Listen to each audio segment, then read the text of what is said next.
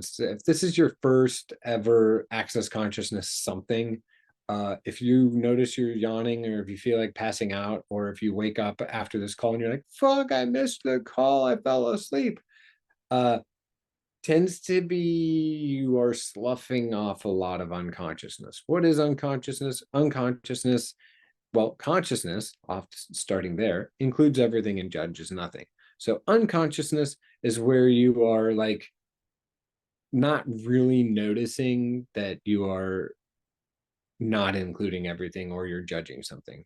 And then anti-consciousness is like the direct, like like intentional choice to choose to judge and to not include something or some energy or someone. So how much anti-consciousness, how much are you intentionally choosing to not include you? And how much anti-consciousness do you have to intentionally and directly judge you, your very being, right? Being you, everything that is for all of you, times the God's image, trying to create it all.